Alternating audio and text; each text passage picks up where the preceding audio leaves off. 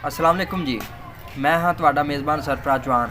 जिहड़ी अज मैं तुहाडे नाल गल करन लग्या जी, ये बहुत ही प्यारी गल है ते तुहानूं सारी जिंदगी इहदा बहुत फ़ायदा होना है।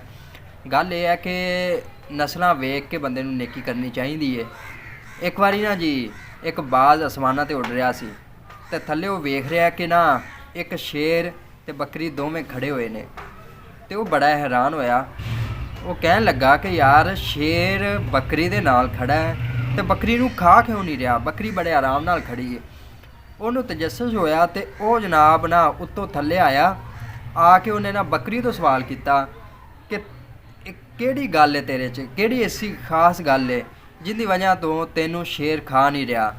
बकरी ने अगों बड़े अच्छे अंदाज नाल उन्हें जवाब दिता। बकरी कहन लगी कि मैं ना एक इहदे ते एहसान कीता सी कि ये जदों निक्का जिहा सी ना मैं इनू अपना दुध पियाया सी, इहदी माँ मर गई सी, मैं इनू अपना दुध पियाया सी ते यही वजह है कि ये उदों दा मेरे नाल है ते मैनू नहीं खांदा।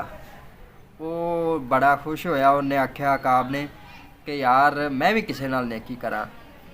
ते वो वेखदा है कि ना एक चूहा है वो पानी दे विच ना अड़िया होया है ते वो जांदा जी उन चूहे कोल ते चूहे नूं आपदे परां ते बहा के ना उन्हूं महफूज मकाम ते पहुँचाने की कोशिश करता है।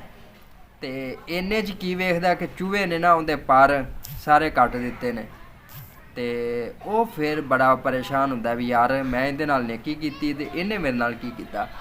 वो बकरी कोल जांदा है, बकरी कोल जांदा है ते बकरी नूं कहंदा कि ना मैं ते इस तरीके नाल ना एक नेकी कीती सी लेकिन अगों मैनू इहदा सिला आ मिलिया। तो बकरी ने अगों जवाब दिता कि मैं माजरत खां कि मैं तेनों एक होर गल दसना भुल गई सां।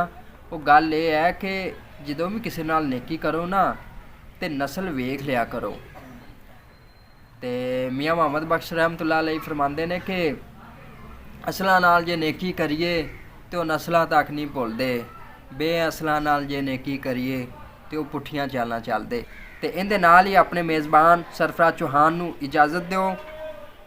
रब रखा तो अपना ख्याल रखिएगा तो अपने चैनल का भी ख्याल रखिएगा।